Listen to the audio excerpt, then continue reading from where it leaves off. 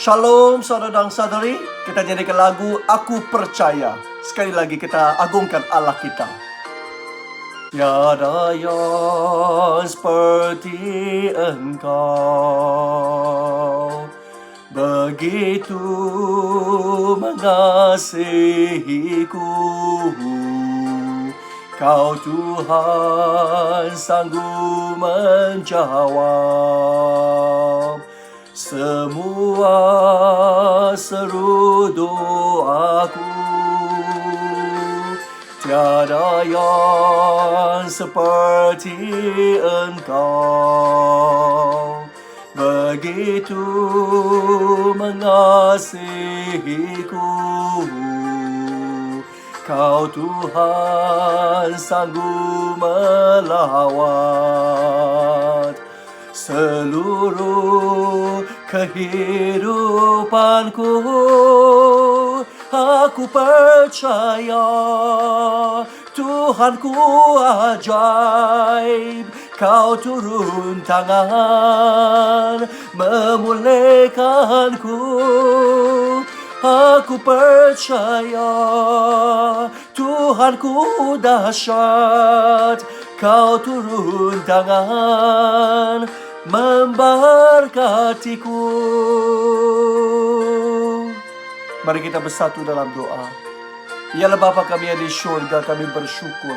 Kami bersyukur kerana Engkau adalah Bapa yang boleh dipercayai, ya Bapa. Kami bersyukur kerana Engkau tidak pernah menghampakan kami, Bapa. Kami bersyukur kerana Engkau tidak pernah mengabaikan, menjauhkan kami, Bapa. Membiarkan kami bersendirian, Bapa. Kami bersyukur pagi demi pagi, Bapa, berkat Engkau semakin berlimpah-limpah di atas kami. Engkau memberikan tubuh badan yang sehat. Engkau memberikan kepandaian, memberikan kebolehan, keupayaan dan sebagainya, Bapa. Supaya kami tidak kelaparan, supaya kami tidak kekurangan, Bapa. Engkau mencukupkan setiap kami, Bapa. Kami bersyukur, Bapa.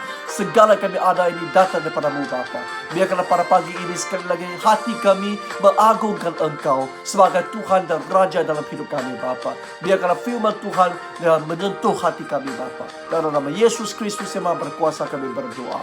Amin. Ya, mari kita renung daripada Mazmur 77 ayat 1 hingga 11. Untuk pemimpin choir, menurut Yedutun, Mazmur Asaf. Aku berseru dengan nyaring kepada Allah. Dengan nyaring aku berseru supaya Dia mendengar. Pada masa kesusahan, aku berdoa kepada Tuhan. Sepanjang malam aku menadahkan tangan sambil berdoa. Tetapi aku tidak terhibur. Ketika aku teringat kepada Allah, aku mengeluh. Apabila aku bermenung, hilanglah semangatku.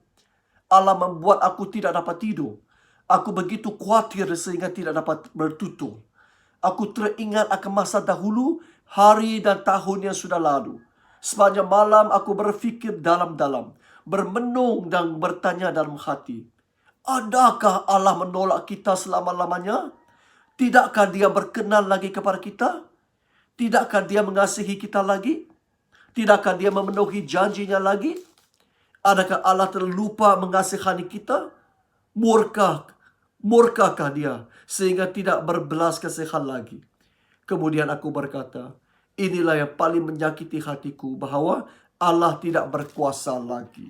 Ya saudara dan saudari, Mazmur pada hari ini merupakan doa pemazmur pada waktu kesusahan yang menandakan satu sikap yang begitu pasif, yang begitu negatif di depan Allah. Tapi saudara dan saudari, ini juga boleh menjadi ajaran kepada kita dalam perjalanan iman kita terhadap Allah. Ya, mari kita lihat ayat 2, dia kata apa? Aku berseru dengan nyaring kepada Allah. Dengan nyaring aku berseru supaya Dia mendengar. Nah, saudara dan saudari, di sini pemazmur kata dia berdoa nyaring.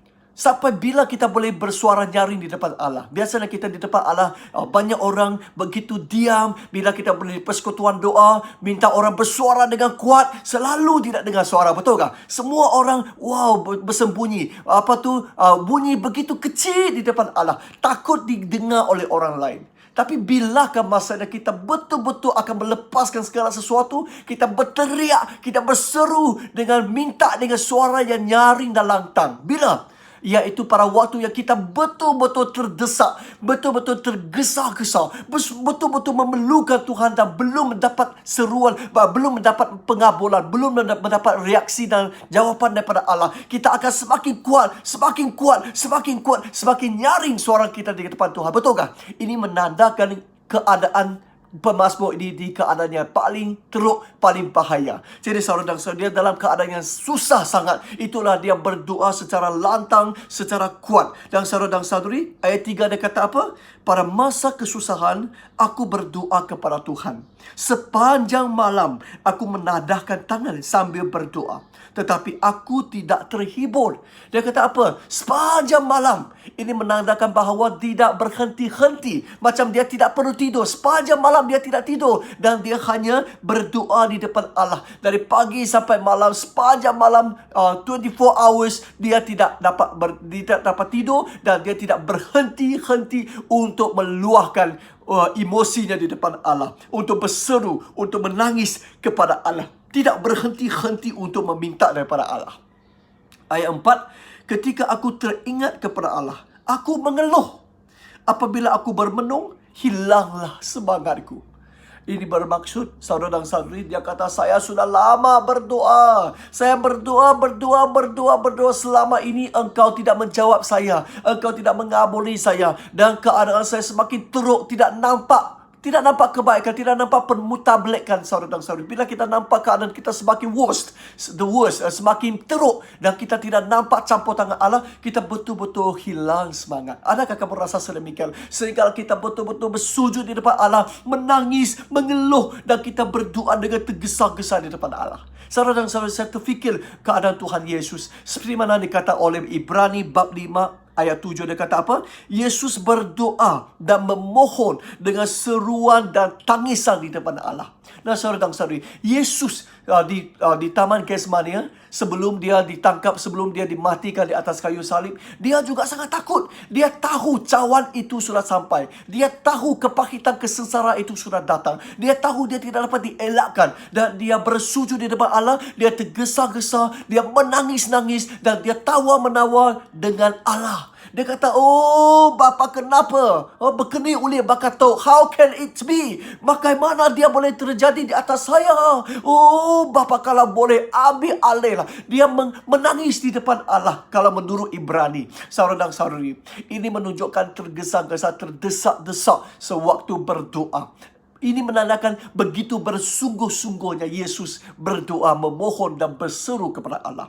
Nah, saudara dan saudari, kita juga boleh belajar teladan daripada pemazmur ini. Apabila kita dalam keadaan yang susah, bukan secara keadaan susah lah. Waktu biasa kita juga berdoa secara tergesa-gesa. Kita boleh bersuara dengan nyaring dan lantang. Bahkan kita boleh bersujud, kita boleh menangis, kita boleh meluahkan kehilangan semangat kita di depan Allah supaya Allah mengabuli kita. Nah, saudara dan saudari, tergesa-gesa, terdesak-desak itu boleh menandakan hati kita yang bersungguh-sungguh. Dan saudara dan saudari, ini sebagai seperti hati sebagai bapa. Dan saudara dan saudari, anak saya selalu minta makan aiskrim. Ya, saya memang ada beli. Saya memang ada beli aiskrim dan simpan dalam icebox freezer di dalam rumah saya, ya, di dalam peti sojok saya. Dan saudara dan saudari, kenapa saya beli? Saya beli memang saya ada hati untuk memberikan aiskrim kepada anak. Tapi saya ada masa. Saya bukan tiap-tiap hari. Selalu hari Sabtu baru saya bagi mereka makan. Jadi bila sampai masanya sudah sampai hari Sabtu, memang saya tahu dalam rancangan saya akan bagi dia. Tetapi anak saya selalu memang saya tunggu mereka mohon. Saya tunggu mereka minta. Saya tidak akan memanjakan mereka. Nah. Macam begitu senang. Mereka tidak boleh dimanjakan. Jadi saya tunggu mereka kata. Lepas makan tengah hari mereka akan kata, Bapa, boleh saya mau makan aiskrim. Bapa, aiskrim. Saya kata, inikah sikap kamu minta? Oh, dia akan ubah. Bapa, boleh saya makan aiskrim, please? Dengan seruan itu, dengan sikap yang betul itu. Okey, saya buka freezer. Nah, ini aiskrim untuk kamu. Nah, ini untuk kamu. Setiap seorang, setiap itu diberikan satu batang aiskrim. Wah, mereka akan makan dengan senyum-senyum, akan makan dengan gembiranya. Oh, dan saudara dan saudari, ini sebagai bapa, ya, kita memang sudah sediakan, tapi kita tunggu anak memohon dan kita tengok sikap mereka. Kalau sikap itu betul, kita akan memberi dengan sukacita. bersukacita. Ya, saudara dan saudari, Bapa kita memang sedia memberi, memang sedia menolong, tetapi Bapa mau tengok betapa iman kita kepadanya, bagaimana sikap kita kepadanya. Ada kita betul-betul memerlukan Tuhan, ataupun kita boleh bergantung kepada diri sendiri. Nah, saudara dan saudari, doa kita boleh menunjukkan, boleh menandakan hati kita yang penuh beriman kepada Allah. Boleh menandakan hati kita yang bersungguh-sungguh bersandar kepada Allah. Nah, saudara dan saudari, waktu kita betul-betul down, jangan risau. Down itu tidak salah. Itu adalah emosi. Waktu kita betul-betul hilang semangat, betul-betul down, betul-betul sakit hati, sedih, hati hampir hancur, saudara dan saudari, jangan lupa kita boleh meluahkan segala ini kepada Allah. Allah itu akan mendengar kepada kita. Dan kita jangan putus asa. Jangan hanya berdoa satu hari. Oh, Tuhan tu nak ada guna, nak ada saut sampai aku. Jangan macam tu. Jangan kata Tuhan tidak mendengar doa kamu. Walaupun 1 tahun berturut-turut tidak berhenti-henti pun kita boleh berdoa. Kerana semakin bersungguh-sungguh, semakin tergesa-gesa kita berdoa, semakin menunjukkan kita begitu memerlukan Allah, begitu bersandar kepada Allah. Amin. Dan saudara dan saudari, jangan lupa, tidak salah kalau kita berdoa, menyeru secara lantang, secara nyaring, secara menangis, dan secara tergesa-gesa ataupun terdesak-desak. Itu bukan salah, ya. Allah sedang mendengar dan mengabuli doa kita. Saudara dan saudari, ayat seterusnya, ayat 5 sampai ayat 11 menandakan bahawa, mengingatkan kita bahawa kita selain daripada kita boleh berseru, menangis di depan Allah, kita juga boleh meluahkan keraguan kita terhadap Allah. Nah, saudara dan saudari, kita baca ayat 5 sampai ayat 7. Dia kata, Allah membuat aku tidak dapat tidur. Aku begitu kuatir sehingga tidak dapat bertutur. Aku teringat akan masa dahulu, hari dan tahun yang sudah lalu. Sepanjang malam aku berfikir diam-diam, bermenung dan bertanya-tanya dalam hati.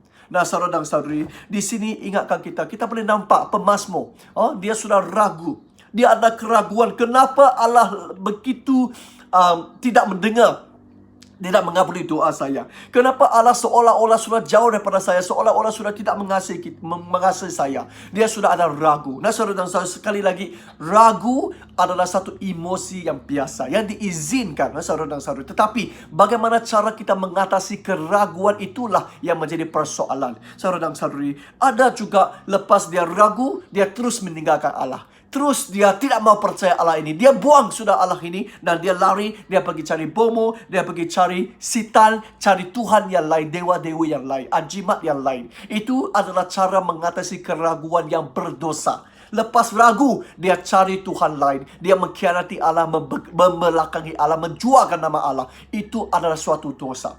Tetapi ada juga orang selepas ragu, dia datang kembali kepada Allah. Dia tanya Allah terlebih dahulu. Oh Allah Ta'ala, oh apa aku? Nama kebuah bakatu. Kenapa macam ini? Apa yang berlaku? Kenapa kamu buat macam ini? Kamu tidak lagi sayang kepada saya kah? Kamu tidak lagi belas kasihan kepada saya kah? Nah, saudara dan saudara, biar kita lihat apa yang dia kata di sini. Dia kata ayat 8, adakah kamu menolak saya selama-lamanya? Tidakkah kamu berkenan lagi kepada saya? Tidakkah kamu mengasihi saya lagi? Tidakkah kamu memenuhi janji kamu lagi?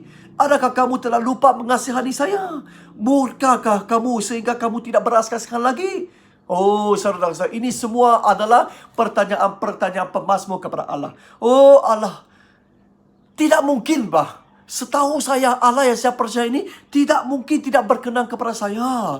Tidak mungkin tidak mengasihi saya lagi. Tidak mungkin tidak memenuhi janjinya. Tidak mungkin telah lupa mengasihani saya. Tidak mungkin tidak berbelas kasihan lagi terhadap saya. Ini adalah berasaskan. Kita cari kembali Allah adalah berasaskan kepercayaan kita kepada Allah. Betulkah, saudara dan saudari? Bahkan kita boleh meluahkan di depan Allah. Ayat 11 dia kata, inilah yang paling menyakiti hatiku, bahawa Allah tidak berkuasa lagi. Allah tu udah parai, sudah mati Tuhan ini. Saudara-saudari, ini kita cari balik kepada Tuhan. Kita boleh meluahkan segala keraguan kita.